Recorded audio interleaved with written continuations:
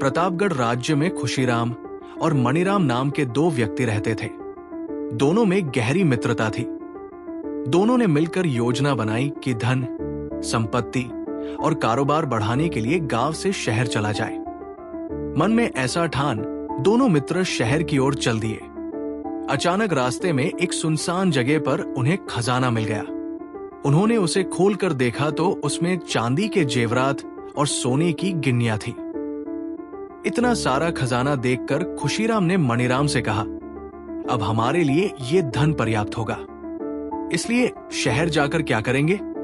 खुशीराम ने कहा, यदि तुम्हें वापस जाना है तो बेशक लौट जाओ, मगर मैं जो ठान लिया है वही करूंगा।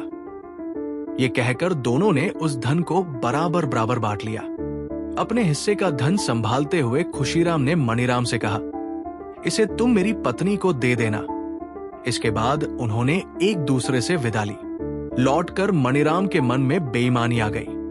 उसने सोने की सारी गिन्नियां अपने पास रख ली और चांदी के जेवरात खुशीराम की पत्नी को दे दिए।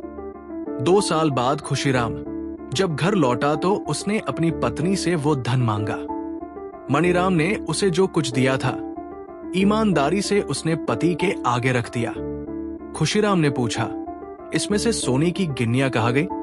पत्नी बोली, मुझे नहीं मालूम, जो है सब आपके सामने है।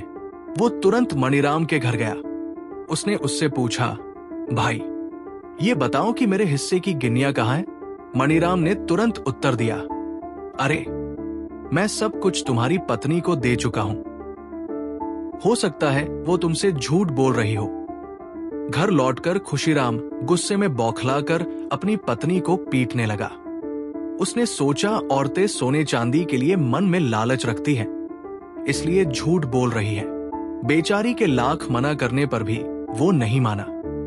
अंत में वो रोते रोते राज दरबार पहुंची और राजा को सारा किस्सा बता दिया। राजा अपनी न्यायप्रियता के लिए प्रसिद्ध था। वो न केवल न्याय बड़ी सूझबूझ से करता था, बल्कि उसका ढंग भी बड़ा निराला होता था।